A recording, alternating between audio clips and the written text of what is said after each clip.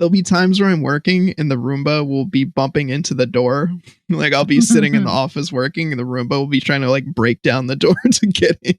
It is the weirdest sensation to be sitting there and having a robot bumping into the door just repeatedly because it can't get into the room. So you're getting a taste of what it's going to be like when the robots take over and try to kill us. Yeah. You're being prepared. Exactly. Ah, I see. Yep. Well, how does it make you feel? It makes you feel a little uneasy, it sounds like. It does. I'm basically hiding in a room from a robot. From a flat disc-shaped robot that moves at half a mile per hour. that we've named. My mother-in-law named her Rosie, and she has special decals on the Roomba. So she's like decorated too. Is she Rosie like the Jetsons Rosie? Yeah. Oh boy. So this morning I walked into the kitchen. I saw Rosie was already working. I said, "Good morning, Rosie." Wow. Man.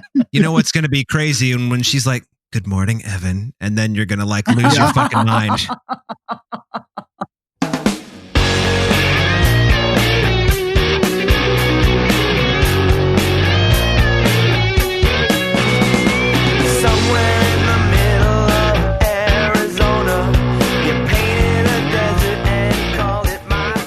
Hey everybody, welcome to Spoiler Piece Theater, the podcast that doesn't give a shit about spoilers. We just want to talk about the movies. My name is Dave Riedel. I write for Salt Lake City Weekly when I do write about movies, and I'm a member of the Boston Online Film Critics Association.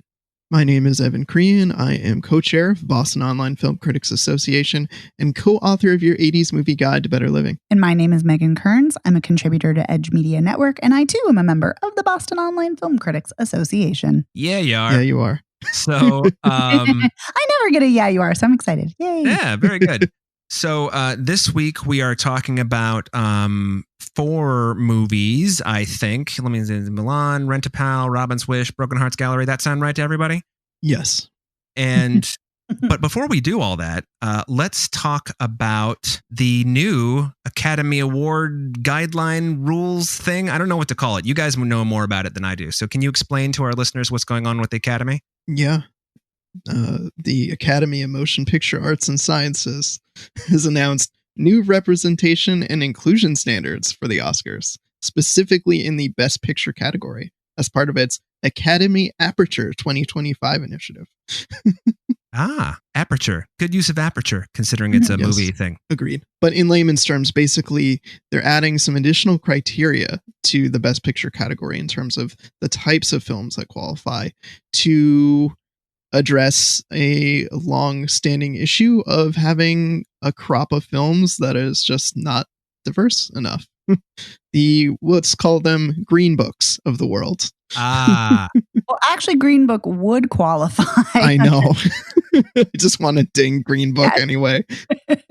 I think that's funny because I said the green booking of movies the other day too, so it's funny. But But yeah, I mean, there have been some interesting reactions to it, but this is only for Best Picture. It's not for any other awards. Oh, really? Yep, just Best Picture, and it's just to qualify for Best Picture. Yeah, and you have to do 2 of the 4 sections, which either you have a protagonist that is a marginalized person, or like it's either 20 or 30% of your cast. 30%. Thank you. Or your, director and your editor and or your below line, crew. So there's definitely a lot of wiggle room as far as how to, fulfill the requirements. I mean, and this is, so it's not just like, oh, it has to be this or it has to be that. And like, you also can have a story that, features, women, people of color, queer people, or people with disabilities. But some people have kind of seemed to be, reacting poorly to it as far as they, thinking it's some kind of mandate. And it's not. Like, you don't have to do this. It's just in order to qualify for Best Picture. That's it. Nobody's forcing you to do anything. I really wish I hadn't known that either famous people or film Twitter was getting upset about this, because you know what? Just fucking be inclusive, for Christ's sake. Okay.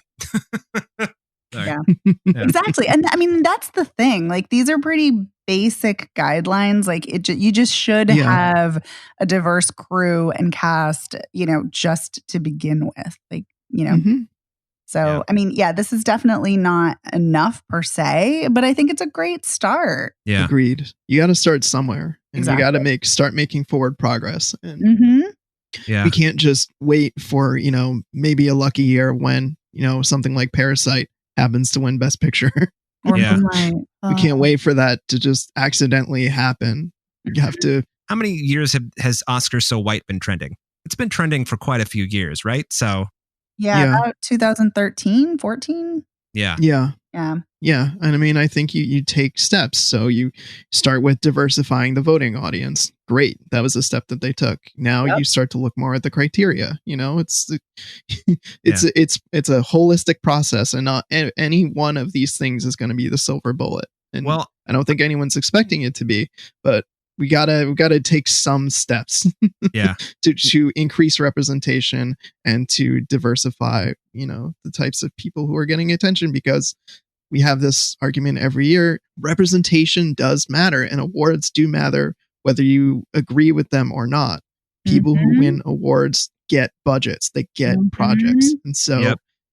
to correct this issue of people, an undiverse group of people or the same group of people over and over getting all the attention, you need to take some steps to make that happen. Yeah. Exactly. Yeah. I mean, one of the things I thought of kind of, not to be a downer, but one of the things I thought of was like, oh shit, women are on the list, which obviously I love. That's great. But I'm like, is it just going to be, cis straight white women, Mhm. and that's an issue. But I'm like, but at least it's a step, and we need more women filmmakers, and we need more women crew, we need more women's stories told. And, and same with obviously people of color and queer people and people with disabilities and everybody, who's not a cis straight white dude. So, but it's there is no perfect solution, but it is absolutely a step. And I love that there is forward momentum and that there is a tangible step happening. Yes. Right. And it's actual written criteria. Yes. It's not just a pie in the sky idea and saying, okay, we'll just racism solved. Yeah. Yeah. Well, yeah, we'll trust ourselves to follow our own rules and guidelines that we set up, because that always works. Yeah. So That's actually is what I was thinking of. It's Yeah. like you can't trust industries to regulate themselves. No, Exactly. no, you Exactly. can't. Yeah. But no, I love, Evan, that you mentioned the distribution factor and like the budgeting, and, that awards do matter, because they do, even if you don't watch them, don't like them, Mhm. they do. Yep. Yeah. Exactly. Yeah. So, all right. Well, chew on that, listeners. We, this is one of those things we'd like to hear you guys talk about, actually. So we'll give you all the deets at the end of the show about how you can contact us, but get in touch and let us know what you think. But in the meantime, let's move on to our first movie, which, Evan, you saw Robin's Wish. Yes, I did. Is this a sequel to Batman's Wish, or is it just... Yeah. I wish I could say yes, because I feel like that film would be slightly more lighthearted than this one. Oh, okay. But I feel like it's an important film to talk about. So it's a documentary about Robin Williams. Oh. And a lot of it really focuses on the last year of his life. So when Robin Williams died in, 2014 now, in August of 2014, a lot of people assumed that his death by suicide was due to his depression that he struggled with. And what a lot of people didn't know, and even Robin Williams' wife didn't know at the time, was that Robin was suffering from what's called Lewy body dementia. And the reason why I watched this film and the reason why I want to talk about it is because someone that I'm close to is dealing with Lewy body dementia. And so I feel like it's an important film to talk about, to raise awareness about a disease that honestly I'd never heard of until I'd heard that Robin Williams is going through this, and then this person in my life is going through it. And so I think it's important to watch from that perspective. But it celebrates Robin Williams' talent, but it also kind of delves into his struggle. And one of the things that's really heartbreaking about it is that Robin Williams didn't know what he was going through. He knew something was wrong, and he went to a lot of different doctors to try to find out. But even up until the point where he ended his life, was he still didn't have closure. He still didn't know. He didn't understand that what he was going through was this disease that was, it's a fast moving kind of dementia that attacks your mind, and your mind quickly goes, but then your body also goes after that. But it's kind of the best way I can describe it. And this is not medically accurate, but basically you have dementia, but then and also like the way that Parkinson's attacks your body and like you lose function. It's kind of like a combination of the two, which is what makes it such a terrible disease. But yeah, so it talks a lot about his struggle and the people who worked with him and knew him best, and watching him go through this and not understanding what he was going through and how terrifying it was, because there's you watch the documentary, you hear the symptoms, and they're accurate. These are things, it's a very fast moving form of dementia, and it's tough. That person is going through this struggle, and they know that something is wrong, but they might not be able to voice exactly what. And there's times where they feel a lack of confidence, where they feel paranoia, and they think that's possibly what was going on with Robin Williams and why he decided to end his life, that he was feeling this intense paranoia. And it's an important documentary to watch, to really understand the disease and how it works. Wow. Yeah, I think one of the things that bums me out a little bit about the documentary is we don't get to hear from his children, and they don't say why in the film, but I have to assume that maybe it was too difficult for them, or they didn't want to talk about it, or it's possibly that his wife wanted, this was more of a passion project for her, as Susan Schneider Williams. That was the one thing that just kind of bummed me out. I would have liked to hear from his kids, but I understand that when you're making a documentary, not necessarily everybody wants to talk or can, or there's other issues going on behind the scenes. So I would say that's one thing that I was a little bit bummed about, but it really, when it does take an opportunity to celebrate what a unique and brilliant talent that Robin Williams was, and how difficult this disease was for him. Kind of watching all of this amazing talent kind of slip through his fingers, and how that really affected him on an emotional and personal level. So definitely recommend watching Robin's Wish. It's short too. I think it's like an hour. It's an hour and 17 minutes. So it's not a long documentary, but it stirs up the emotions. Let me tell you. Yeah, I bet it does. Well, I mean, you spoiler pieced me into wanting to see it. I heard a movie called Robin's Wish, and I just assumed it was about like some kid named Robin who's like, kid, you get a wish, so that's literally what I thought. So, okay. That's gut wrenching. Wow. Yeah. Thanks for filling us in about that, Evan. Now it's on my list. Another list of, another movie added to the list of movies that's so long I can't even get to it. But I know.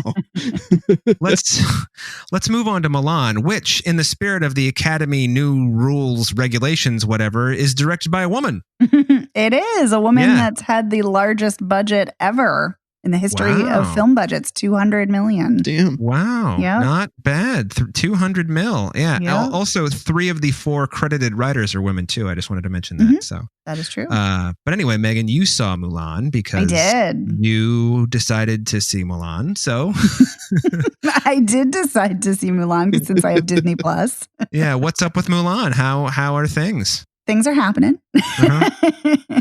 So I was and am a huge fan of the animated Mulan. And so I was very curious to see this. Not that I'm a huge fan per se of Disney's live action remakes, because aside from The Jungle Book, I'm not. But, and Maleficent. I love Maleficent too. Maleficent. I knew you were going to say that because you always do. Yeah, sorry. Yeah, it's hard not to. You can't miss an opportunity. It's funny now. I actually hear it in my head whenever I hear Maleficent. I'm like, God damn it, Dave. But you're welcome. Okay. But yeah, so I was intrigued to see this, and it's essentially the same premise in that in Imperial China, a woman or a young woman who likes to fight, isn't a traditional woman, doesn't want to get married, doesn't want to be demure and quiet and subservient. Her family tries to matchmake her because that will bring honor to the family for a good marriage. and she really wants to go off and fight. And then when there is an army coming to fight, the government requests that every family send one man or boy from the family to fight. And she, instead of having her father sent, she takes his place and she pretends that she is a man. And that is the same premise. It is the same in that way, but it is a completely different movie aside from that. This Mulan doesn't have any singing. It's not a musical. It's basically a wuxia film, and there is gorgeous cinematography. This is a beautiful, beautiful film to watch visually. And yeah, that's maybe kind of it. No. Yeah, sadly.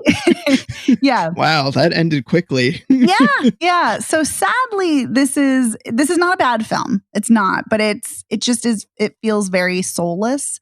The performances are very stilted, which is really heartbreaking considering that like Tai Ma is in this, Jet Li, Donnie Yen, Gong Li, Rosalind Chow. Like there are some outstanding actors in this, in this film. And really the only one who I enjoyed watching was Gong Li. And she plays a role as a witch who transforms into a falcon, which is kind of a nod to the animated film. And her whole thing is that she also was an unconventional woman and she wanted to fight and be a warrior and she wasn't allowed to be. So her and Mulan have these kind of interesting interactions where Mulan wants to fight her, and and the witch is like, we're the same, and they didn't accept me either. And when they first meet, she asks who Mulan is, and Mulan is using her male name, the identity that she's taken. And the witch knows something's up, and she's like, no, you're not being true to yourself. And there's like mysticism in this because like she's supposed to die, but then she comes back from the dead, like rising like a phoenix, which is her family's, her family, I don't want to say crest, but like her family is like animal, like kind of, I hate to even say spirit animal because that's not correct either, because that's indigenous cultures. But essentially, so there's some mysticism. There's kind of, like because of wuxia films, there's a lot of like superhero style elements and, kind of, fantastical things happening, and it's really beautiful to watch. But there's like, there are really no interesting characters. There's really no interesting dialogue. The acting is very, very stilted and just very kind of one-dimensional, aside from Gong Li, who is great and is making the most of that role. Yeah, it's really unfortunate because it is a beautiful film. The other thing is that there's so much controversy around this. Yes. There are so many issues with this. I mean, from the lead actress supporting, police brutality in Hong Kong during Hong Kong protests. And, there's that. But then there's also in the credits, Disney thanks, a province in China where there are internment camps of Muslim people. It's just, and so many human rights violations. Like, it's appalling. And it's like, what the fuck is happening here? And, I don't want to say aside from that, but in addition to that, that's probably more accurate. It's really kind of unsettling to me that there are no Chinese or Asian American writers on this script, and that it's directed by a white woman. And listen, I love that it's directed by a woman. That's amazing. And I love that she had the, a historic budget. That's great. But if you're, but the fact that they're in the writing and in the direction, there are no, Chinese, writers and directors. And that's something that's really kind of bothersome. And the fact that this is such a pro-national film and story, like it's all kind of like, it's just kind of all unsettling. But yeah, so it has a very complicated history and present, and yeah. Yeah, it is kind of mad. Like I said, it's a beautiful, beautiful film to watch. Like the fight sequences are pretty, and the cinematography is pretty, and the color palettes are very nice and, aesthetically pleasing, and it's fun to see the slow motion of her hair blowing all over the place when she finally reveals that she's a woman and she fights, as a woman, and, she's leading an army as a woman, which is, unprecedented. That's all great. And this is such a feminist story in many ways. but it just, the fact that there are all these other things, you know, kind of swirling around it. And on top of that, I kind of didn't care. Like I didn't really care about any of the characters except Gong Li's witch, who is amazing. Like, she was great. I wanted to know more about her. I wanted to follow her and find out everything about her. But but aside from that one character, there's just not much there. And I feel like it's such a waste of such a talented cast and such a great story. So, yeah.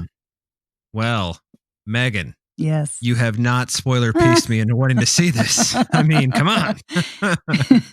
Yeah. I mean, and on top of all that controversy, we didn't even mention really the barrier to entry to watch it. Of like, oh, right. I mean, right? It's only available through Disney Plus. I mean, and did you have to pay on top to rent it? Yeah, I did. But I was going to say, I'm gonna push back on that because we covered Bill and Ted last week and that's the same price. So I'm kind of okay with it. It's $30 to rent. Mm-hmm. Bill and Ted. No, I bought Bill and Ted and it was $19.99. Oh, well, that's cheaper than other places I saw it because I saw Bill and Ted for like $29. Oh, okay. Well, there you go. All right. So yes, so it is more expensive. Should have done a little more research, I guess. So. But yes, it is $29. It is to own. It's not just to rent. It is to own. But yes. Oh, wow. And now you have a movie that you don't really want to watch again. Although you might because it looks good. I mean, yeah. And the songs are good. I will give it that. It has a good score. But yeah, I mean, the thing of it is, you know, I know people disagree on this. I don't mind paying if I'm seeing it at home. I really don't. I mean, we all splurge on things if we can, if we have access to those funds. Sure. We splurge on various things. So for me, you know, that's not, you know, I haven't actually paid for a movie in about like 3 months. So yeah, it's not such a big deal, but in the grand scheme of things. And the thing of it is too, is that if you want to wait, it's going to be available on Disney Plus to regular, you know, just kind of like everyone in December of this year. Oh. So you don't even have to wait too long for it. That is a good piece of information to know. Mm-hmm. Yeah. Mm-hmm. But you are right, Evan. It is definitely, you know, a barrier, but I would much rather watch it at home than not see it at all because it's only playing in theaters and I refuse to go to a movie theater right now. So. Right. Same. I'm right there with you. All right. Well, cool, man. So that's Mulan. You know, so, you know, maybe watch the animated one instead. Yes, that is much better. Okay, cool. Well, Megan, let's move on to Rent-A-Pal, which you and I saw. Oh, yes. Which is it's different. It's a movie. It's a movie. Well, I don't know. Do you want to try to give everyone the 10-cent tour? I feel like I always go on like, you know, 15 cents too long order tour. So sure. It's about a 40-year-old man named David who lives in his mother's basement and he takes... Whoa, what? A 40-year-old guy named David who lives in his mother's basement. Are we talking about you, Dave? Oh, I don't know. Yeah. And his mother has dementia. So that's why he lives with her. He takes care of her. And this takes place in the 90s. And so he's doing a very early 90s. Yes. And he's doing a dating service where he buys or rents VHS tapes of people who have filmed themselves looking for dates.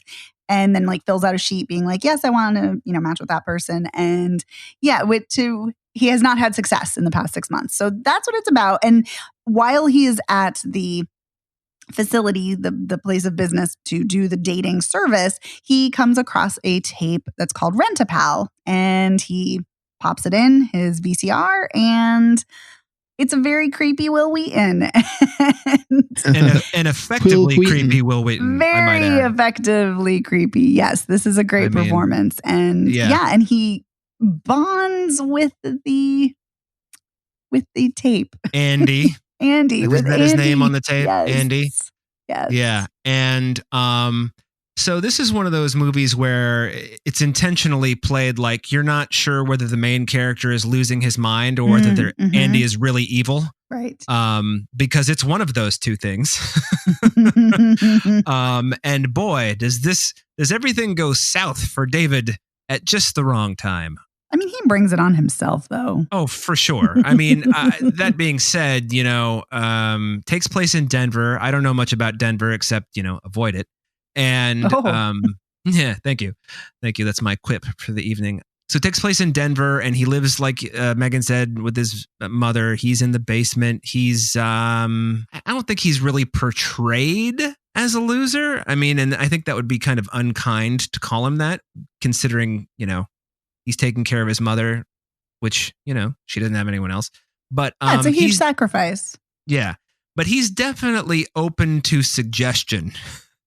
So when Rent-A-Pal comes in and Andy, I mean, from the moment he pops up on screen, it's just like, this guy is no good. I mean, just the, hey, pal, I'm Andy, and we're going to get to know each other, and it's going to be fun. And, then and Andy, like the way that it's shot and edited, he pauses in all the right places. And when Dave is answering his questions, he'll be like, wow, well, tell me more about that. Things like that. Or it's like, oh, that sounds like a difficult situation.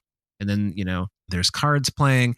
And then Dave actually matches with someone, right? Yes. Lisa, who seems like a lovely person, I might add. Oh, she's so nice, yes. And so they go on a date, and they have a pretty good time. They go roller skating, but he falls instantly, and so they can't skate. So they have dinner at the roller rink instead, and he's using the bag of tater tots to ice his ass, which really cracked me up. And then an employee comes over and retrieves them. But it turns out she works in palliative care, so she has some sympathy for him, and she just kind of likes him, and Dave's, he's awkward because I think that's, how the character's written, but he's fine. But then Andy decides that he doesn't want Lisa coming around. And he basically tells Dave, fuck that bitch, get rid of her. I mean, he might actually say, fuck her, we don't need her. I can't remember. He says something like that. He doesn't say, I don't think he says fuck her, but he definitely says we don't need her. We don't need her. That's it, for sure. He says that more than once. He says that about Dave's mother too, eventually. Yes, he does. So, Dave kind of starts to lose his mind. Or maybe it was already lost. I mean, I don't know. Who knows if Andy is really, Dave tries to play the tape, like rewind it back at one point and play a different part of the tape, and he can't.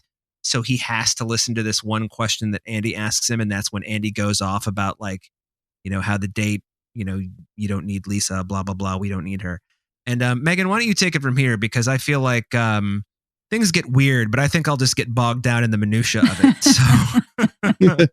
Yeah. I mean, even before that, though, he's like obsessively watching the tape. And after his date with Lisa, which, it's a really sweet moment, where they connect, and and she's really, sympathetic to his plight, the fact that he doesn't have really a life of his own. He doesn't have a job because he can't leave the house for more than an hour at a time. And she's really sensitive to that. And she really sees that, he's really caring, but she kind of warns him too, it's okay to want happiness for yourself. And, because caretakers can get really burned out. And he's like, I'm not resentful. And he gets very defensive. And she's like, no, I'm not saying you are. But, it's just something, to be mindful of, that you need a life too. And so they make, he's really excited. They make plans for a future date.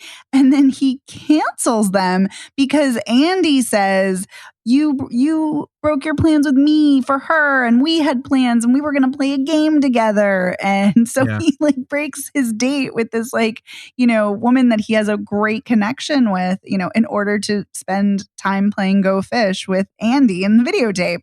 And oh God. Yeah, so he'll rewatch it and rewatch it and rewatch it, and he gets very obsessive about it. And and then where things go off the rails are when Andy says you don't need her about his mother, because Andy had been talking about his own mother, and we'd seen this before, where he talks about how she's really overbearing and she was really violent, and when she would reprimand and discipline him. And David, he talks back to the TV too, and is like, and he talks about a time that his mother hit him, and he threw up because she hit him so hard, which is just awful. And his father, also there's a whole side thing about how his father committed suicide, and his father was a jazz musician. And so David becomes unglued, if you will. And then, but he becomes unglued when his mother, not realizing that what she's doing, she uses the tape inside the VHS tape as like, she thinks it's Scotch tape or something. And so she wrecks the tape and he like wails her, like knocks her, like hits her, and she falls to the ground, and it's horrifying because he just leaves her there and he runs out to go back to the store, and he like intimidates and threatens people like so he can get another Rent-A-Pal tape. And so which he does. And then after that, then Andy's like, we don't need her. And so then he tells his mother, horrible things about how, his father, killed himself because of her. And then he pushes her down the stairs, which is so horrifying. And the fact that she like breaks her back and neck. Breaks everything. Oh my God. Just completely contorted. It's really fucked and she's like looking. crying at the bottom of the stairs. It's so fucking disturbing. And it's especially disturbing just on top of that, because Lisa had earlier said that, she's like, wow, it's so great you take care of your mother.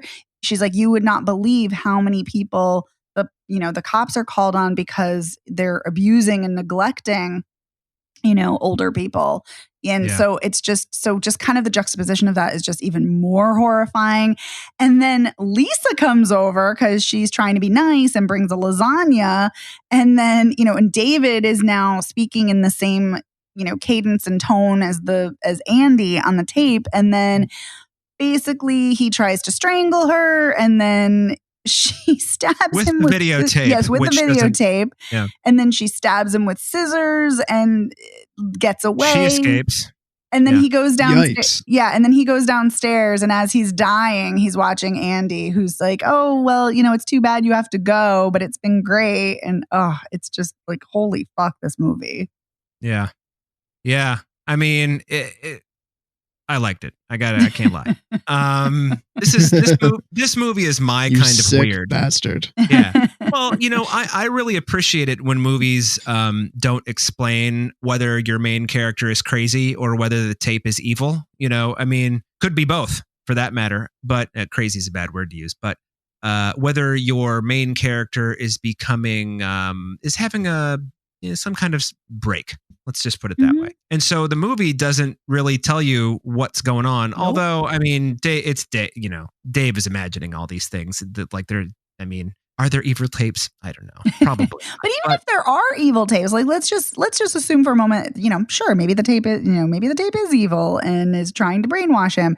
He's still pretty terrible for going along with all of that. So, oh, sure. No, I'm not like saying, Dave is like, oh, Dave got roped into this. It's just, But I think where the movie, I feel like a lot of filmmakers don't have the guts, chutzpah, whatever you want to call it. I mean, if you really wanted to go for broke, what you would have done is you would have had Dave get away with everything and then just live the rest of his life with Andy. You would have had him, mom's dead.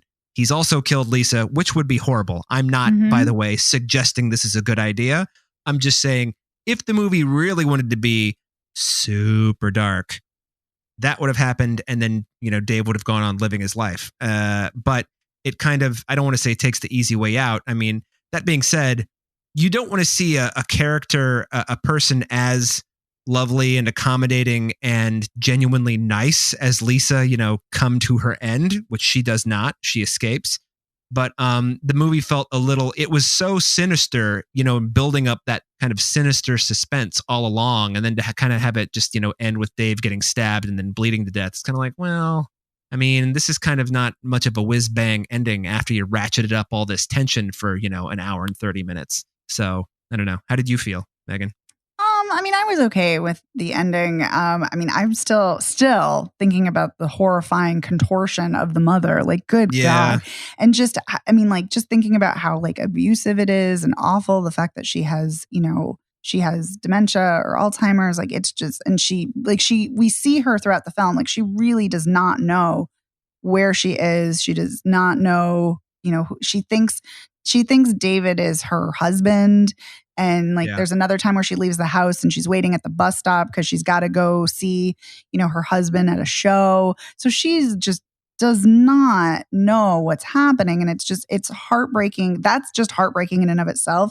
But then to see like multiple forms of physical abuse against her and emotional abuse, it's just overkill. It just was kind of too much. Like, I'm still like disgusted thinking about it.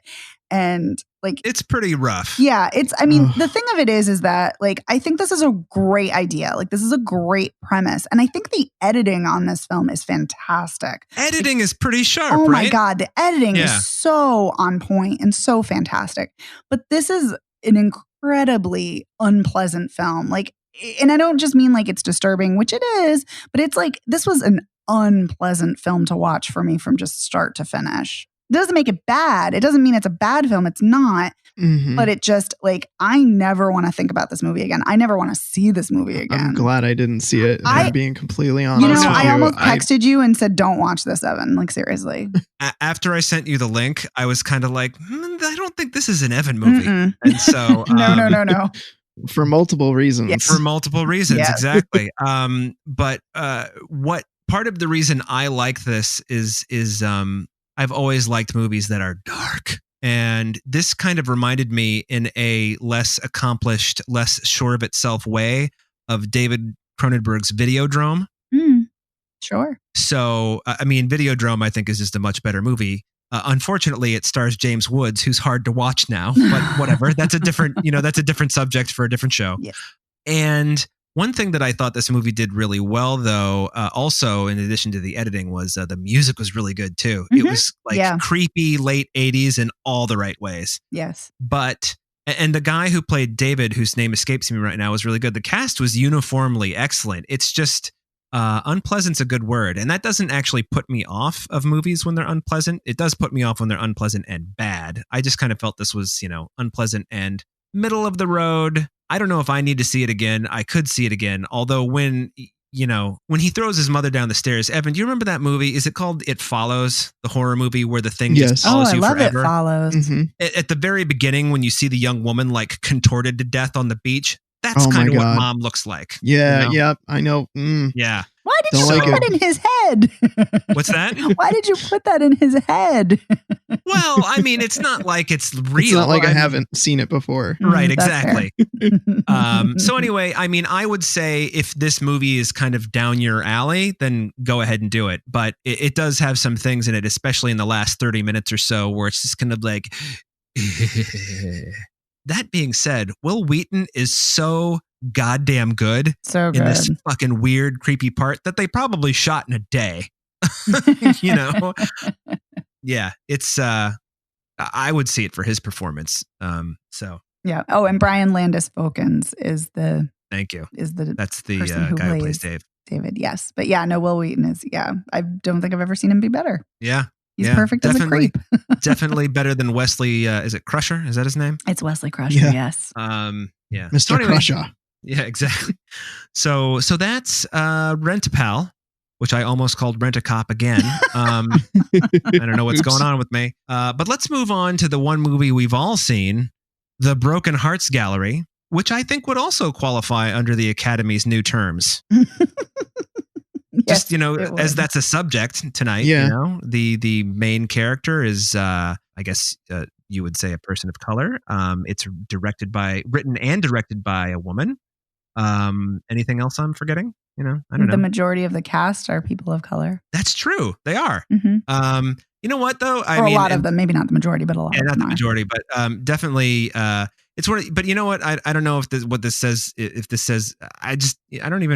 I'm colorblind. I don't really notice those things. It didn't really occur to me that all of the characters are people of color. It's just kind of like, this is a rom-com, because also the guy who's like the ex-boyfriend, I don't know what you call him. He's never really the boyfriend, the gallery owner guy. He's Nick. a boyfriend. They were together for 4 months. Yeah, they get back together. They were together for 4 months? Okay. And they get back together, yep. He was also the love interest in Brittany Runs a Marathon. Yep. So yes. I was like, where do I know this guy from? And I looked him up. I'm like, that's it. Playing very different characters, I might add. So showing some range between those two movies, but please, but anyway. But let's get into the plot. Have to agree to disagree. Yeah, Yes. Who wants to take this one? I'm not summarizing shit. So go ahead, one of you. Sure. I'll just read the IMDb plot summary. Oh, that's I'm going to read cheating, the but slightly okay. longer one. What if you saved a souvenir from every relationship you've ever been in? The Broken Hearts Gallery follows the always unique Lucy, a 20-something art gallery assistant living in New York City, who also happens to be an emotional hoarder. After she gets dumped by her latest boyfriend, Lucy is inspired to create the Broken Hearts Gallery, a pop-up space for the items love has left behind.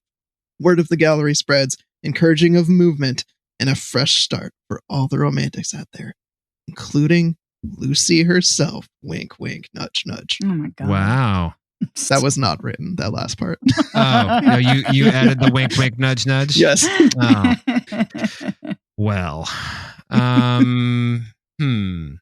Well, gang, what do we think?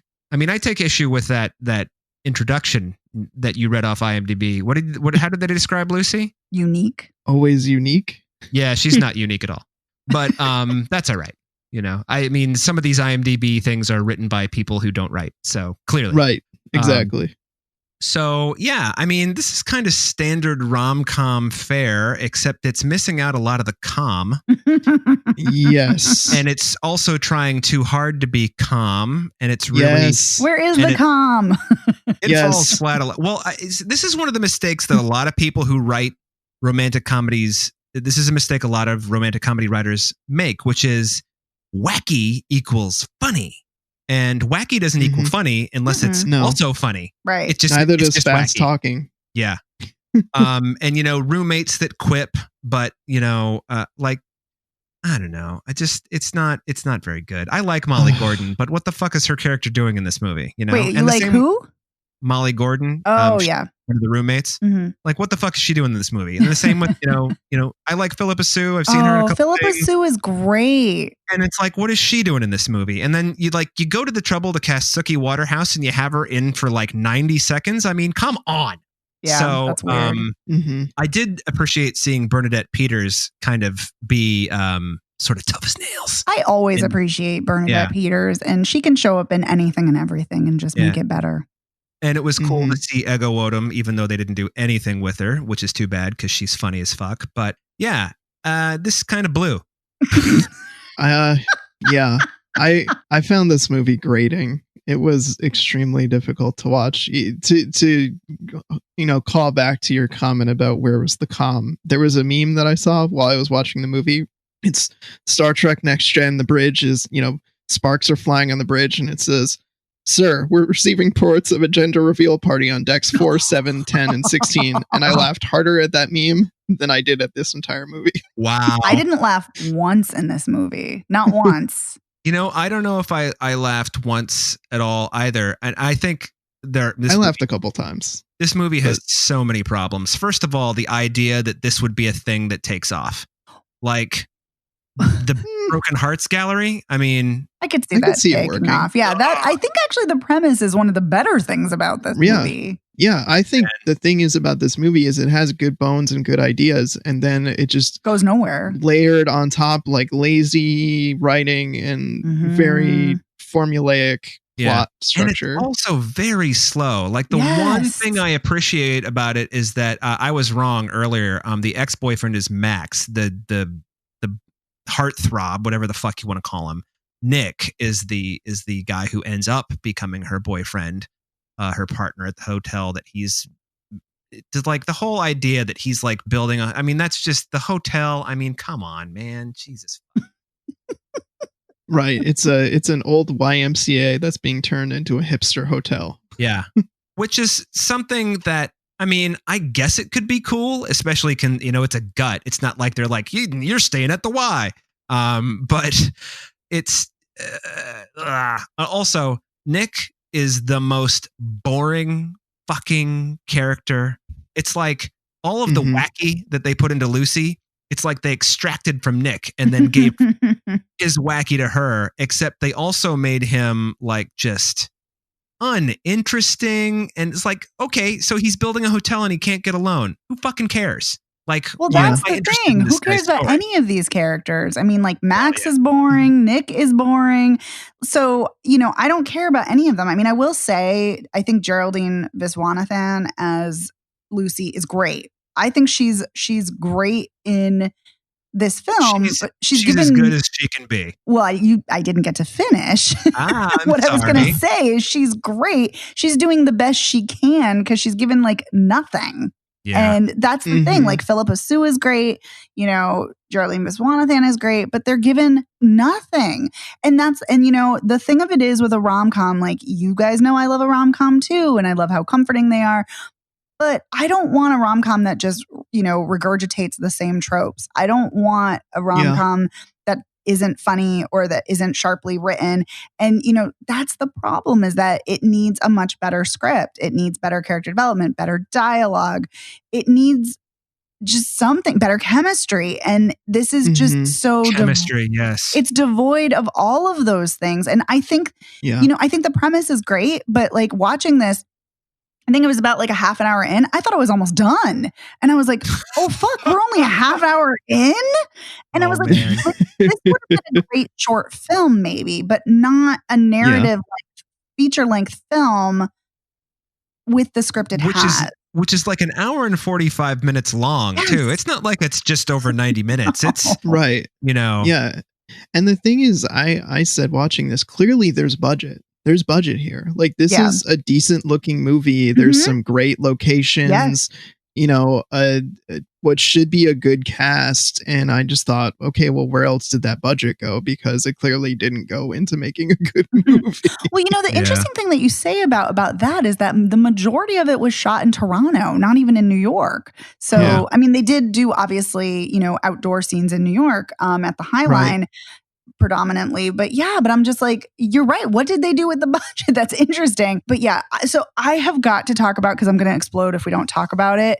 Ooh, let's hear it. I think I know, but I'm excited to hear. So I've got to talk about the fucking ending. I have got to talk about it. I knew it. Oh my God. The way he shits all over her gallery opening. I have to talk about it. Yes, but no, I want to say. Like the whole time. Stop. Okay, you go. You're doing I'm doing what he did. I'm sorry. You're doing the very thing that Nick did. So the whole time, you know, Nick claims he's supportive of her career, you know, and Bernadette Peters has this great speech where she talks about how she left her, you know, husband because he got jealous over everything. And she's like, you know, I never looked back. I wanted to focus on my career. It's the best decision, blah, blah, blah, blah. And she gives this pep talk. And she's like, I want you to do the same and move on and let go and move forward. All these great things. And so so Lucy's giving her speech and she's talking about loneliness and how it's the great equalizer and how, you know, she was broken, but this made her whole and blah, blah, blah. And she's talking about her career. And this is the pinnacle. She has said right from the beginning of the film that her goal, her dream, why she moved to New York, was to get in a gallery. And this is exactly what is happening. She is in a fucking gallery. And what does fucking Nick do? He comes along with his goddamn neon heart and he's like, stop. And she's like, no, I'm going to finish my speech. You can wait. And he's like, no. I can't wait. I have to do my grand gesture. And I want to be like, you can fuck off and fuck off hard, buddy. Like you are such an asshole. You claim you support her. You claim you care, but no, he only cares about his own feelings. Yeah. Right. Making it about him too. Yes. I know.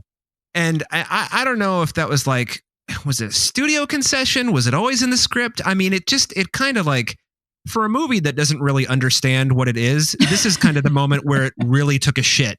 Like, I mean, everything that came before it is just kind of like boring and bland and duh, and who cares?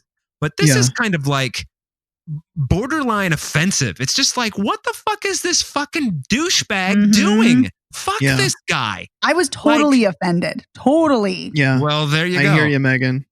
I was offended too. Shauna was offended when we watched this. We just got so angry at this final scene. It's just oh my God, we're the same person on this one. Yes, I love it. I can't believe it. When he walked in there with that sign, I was just like, no, this is her moment. When she's like, she had that big, you know, speech she was supposed to give at the beginning of the movie, and she got drunk instead and fucked it up because Max is an asshole. He is an asshole. Now she's got exactly, and now she's got like the redemption moment, and this fucking tool who's not good looking, is uninteresting, comes in and fucking ruins it. And then all of her friends are like, yeah, kiss her. Fuck you. No, get out of my goddamn hotel, motherfucker. Well, that's the weird thing. The fact that her friends have been so, protective and supportive of her all along. And I loved that. I loved that her friends are, really there for her. They have her back, although they're also betting against her relationships, which is weird and bizarre. But it's a weird twist. Yeah, there's no need for that. But I'm like, okay, great. And now they're like, kiss him, love him back. And I want to be like, what the fuck is wrong with you fuckos? Like, what are you doing? Yeah. Yeah, a lot of mixed messaging in this movie, Natalie Krinsky, writer, director. No kidding. Yeah. That ending, that bothered the shit out of me too. It really got under my skin. It was so undermining, and it could have been this amazing moment where she says, wait, and he says, okay. Yep. And then they have the moment after she finishes her amazing speech that she was in the middle of. Yeah. But no. And her speech was actually one of the few good pieces of dialogue that was going on in this entire shit fest. Yeah, that and the Bernadette Peters speech, which I thought was my favorite moment in the movie. Mine too. I thought that was an excellent scene. Yes. It was really good. Yes. And I was like, well, maybe this will finish strong, even though it's been crap the whole way through. I thought the same thing. I was like, okay, this is a milquetoast film, but it's going to end with a really strong finish, and I'm going to get emotional. And I did get emotional, just the wrong emotion. Really pissed off and enraged. The wrong emotion. Yes. The wrong emotion. True. Yeah. I do want to say on a bright note, I will say we talked about this, but I really appreciate the diversity of the cast. I think that that's great. Mm-hmm. That is great, but it doesn't help when you're directing dog shit. I've said that was not good, but this movie's bad. It's genuinely bad. Well, that ending made it bad. That's for damn sure. Yeah. I don't think I would have said it's a bad film without that ending. I think I would have just been like, oh, it's fine. It's fine. You're more forgiving, I guess, of the rom-coms than I am. I don't know. I am. I'm very forgiving of rom-coms because I know what they are. I sign up for what they are. They're a lot of times they're fluff. They're light. It's fine. I don't expect them to be great. If they are, all the better. Yeah. Yeah. There's only one When Harry Met Sally. That's, so. Yeah. And this movie tries to ape that with the videos of the people talking about the items they're donating to the Lonely Hearts, the Broken Hearts. I'm calling it the wrong fucking thing. Broken Hearts Gallery. And also, what was up with the silent boyfriend? That was like not funny for a minute. No. I thought that was funny, actually. Oh, really? I just thought it was like I thought creepy. It was creepy. I like that he never talked, and then till he talked. So he talked and then about he wouldn't shut up. Yeah. I mean, I guess that's that's a direction they went. So I guess. Oh, I will say the one thing I liked, speaking of that, was I liked murder karaoke. I thought that was kind of cute. Oh, that's what that was. The birthday party. Murder karaoke. Yeah. I was like, I didn't find it funny, but I was like, that's something. Okay. Oh, you know what else that I completely forgot, which really pissed me off? Oh, yes. When Lucy goes home from the party and Max is waiting on her stoop, creepy move. Yes. And then Nick shows up with the cake, creepy move. And then they start fighting over who gets to talk to her. And she's thrilled. Yeah. Well, she does tell them, hey, all right, another time, Nick, fuck you. But so I guess she kind of stands up for herself. But at the same time, it's like, why? This is a perfect moment for you to be like, writer, hey, fuck you two assholes. I just came from a party. I'm hammered. I'm going to bed. You guys go do your macho bullshit somewhere else. That would have been the great time to do that. Ugh. That bothered me as much as the ending.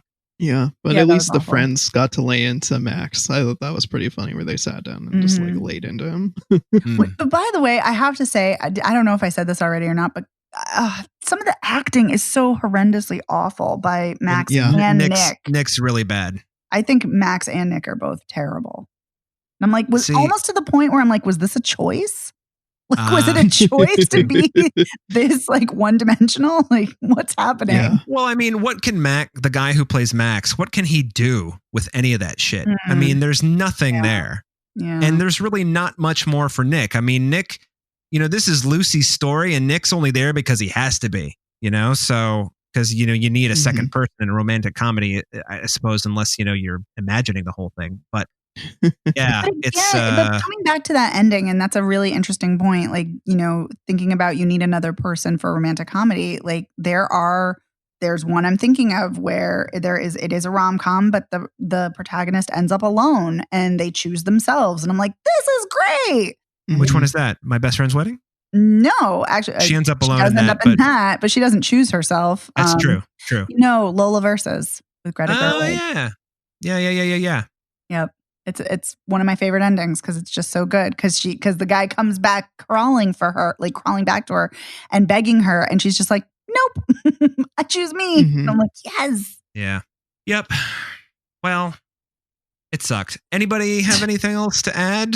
Are there different ways to say it sucked? I don't think it sucked until the end. I will say that for it. I think it was just fine until the end, and then it sucked. Yeah. You know what it reminded me of? I can't even remember the name of this movie. It left no impression on me. But Dakota Johnson was in it, and Damon Wayans Jr. Oh, I know exactly the movie. How to Be a Girl.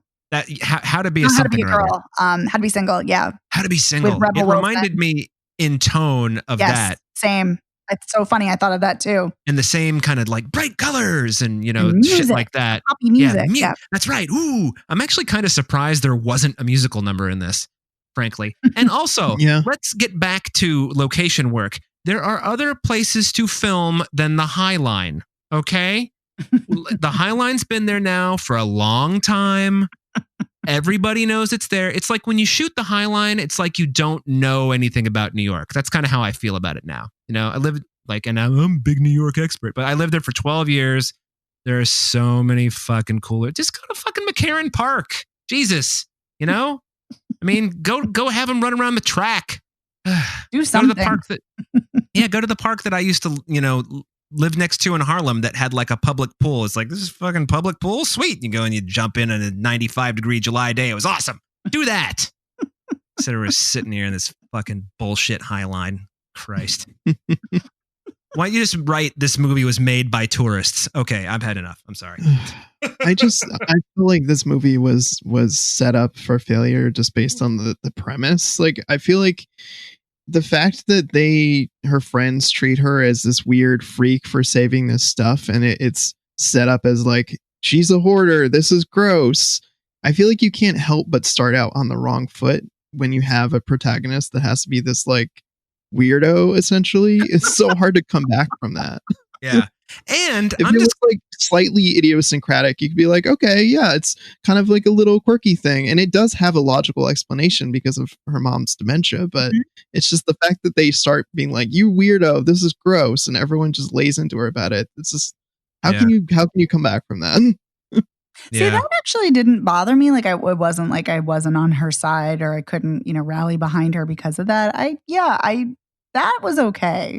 I didn't have, but you have to do more than that. Just that. Mm-hmm. You have to go deeper than just that. Like, oh, isn't that wacky? Yeah. Well, it's a good thing that Geraldine Viswanathan has so much charisma, because if she didn't, this movie would have been so dead in the water. And as it is, it's like barely tolerable, but she's also carrying Nick's fucking weight. I mean, this fucking guy, Jesus. She's carrying like almost everybody's weight, except for Bernadette Peters and Philippa Sue. I will say that. Right. Mm-hmm. And Robin Gordon, or whatever the woman's name is. The other friend she's all right. Molly Gordon? Gordon. Yeah, she's okay too. Well, you're in trouble when both of the best friends, even though you only see them for like 7 minutes, you care more about them than you do your main character. I cared way more. I wanted to know more about Philippa Sue's lesbian love affairs than I did Nick. And also the fact that she, like, that breakup line, I could totally see that working on people too. It's a great breakup line. You thank you for sending me on my journey, or whatever the fuck she says. I was just like, man, she gaslit them into thinking the breakup was a good idea. Amazing. Yeah. So anyway, all right, well, shall we wrap this up, kids, and talk about whether we're going to see our other movies? Obviously, Evan, you would say see Robin's Wish. Yes. Yeah, and I'll add that it's available for rent on most platforms, but it's also available on Amazon as well. Okay. Megan, Mulan, see or no see? I mean, I don't think anyone needs to see it. I would probably say skip it. It has some beautiful cinematography and a beautiful score, but yeah, you can skip it. I would say if Rent-A-Pal is your kind of thing, go for it. Boy. Yeah. And you would say? I mean, I feel like I cannot recommend it, but I probably could recommend it to some people. So I think it very much depends. Your mileage may vary wildly on this, but yeah. Let's put it this way. If you were a fan of Solo, then you might be into Rent-A-Pal. And then I think it sounds like a big skip from all of us for Broken Hearts Gallery. Yep. The deadly pause. Because it pains me. I always love supporting women directors, and it pains me that I've said for 2 women-directed films this week to skip them. I know. It is kind of a bummer, but women make bad movies too, I guess, is the point. That is truly the great equalizer when women can make bad movies too. Yes, and not ruin their careers. Correct. Oh, you know what? Let's see how it turns out. Will either of them make I guess, big budget movies. But I can't remember her name. Is Nikki Caro, is that her name? Yeah, Nikki Caro. Yeah. I mean, she's made a lot of movies. She's been directing movies for 25 years. Yeah, so she's made a lot of movies, so she should be okay, hopefully. But our friend Natalie Krinsky, I don't know. This is her debut, so I don't know. Yeah, hard to say. I mean, watch this thing go fucking gangbusters on demand. Who knows? It could be huge. Yeah. Yeah. But anyway, let's wrap up this episode. I sound like Bugs Bunny. This episode of Spoiler Piece Theater, everybody. First thing I want to do, because I always forget to do it, is thank you to our wonderful editor, Otto Clamor. You have made our life so much easier since you started editing the show. Thank you so much. Yes, thank you. Otto. Yeah, as far as Spoiler Piece Theater itself goes, you can find this podcast anywhere you get podcasts. So, like, if you do it on Apple, do it there. If you don't on Spotify, do it there. You know what I mean? You can find the show at our website, spoilerpiece.com. Our social medias are Spoiler Piece Theater on Facebook, at Spoiler Piece on Twitter, Instagram, and Letterboxd. If you want to get in touch with us, especially about, like, as we were saying, the Academy thing we were talking about at the beginning of the show, or for any reason for that matter, please email us, spoilerpiece@gmail.com, or you can give us a call at 862-21-PEACE. Leave us a voicemail. Let us know what you thought of this week's episode. Let us know why The Broken Hearts Gallery is the best rom-com you've ever seen. Ooh, yeah, I'd love to fucking hear that message.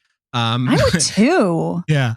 And if you like the show, please do rate and review us. You can go to ratethispodcast.com/spoilerpiece.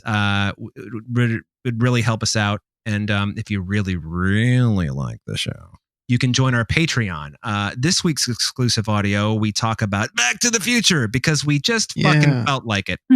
So for that matter, by the way, we would also like to thank our patrons. We want to start off by thanking our brand new patron, Bill Skehan or Skehan. Thank you so much, Bill. Welcome aboard. We also want to thank Bob Chipman, Chris Wilkinson, Davida Margolin, Deirdre Crimmins, Elisa, Christopher Jensen, Max Colville, Mike Lord of the Sith, Rory Glynn, Sean Pensionar, Shauna Harris, Shelley M. McCaskill, Shona Glasgow, and Zach Pigeon. Thank you so much, patrons. Thanks, patrons. Thanks. And my name is Dave Riedel. I write sometimes for Salt Lake City Weekly. I'm a member of the Boston Online Film Critics Association. And if you want to, you can follow me on the social medias, Letterboxd, Instagram, and Twitter as Dave Sees Movies. My name is Evan Crean. I'm co-chair of the Boston Online Film Critics Association and co-author of your 80s Movie Guide to Better Living. You can follow me on Twitter and on Letterboxd as Real Recon. And my name is Megan Kearns. I'm a contributor to Edge Media Network. I, too, am a member of BAFCA. And you can follow me on Twitter at OpinionessWorld and on Instagram and Letterboxd at The Opinioness. And we will see you next week, everybody. Stay safe. Bye. Yep. Bye. Bye.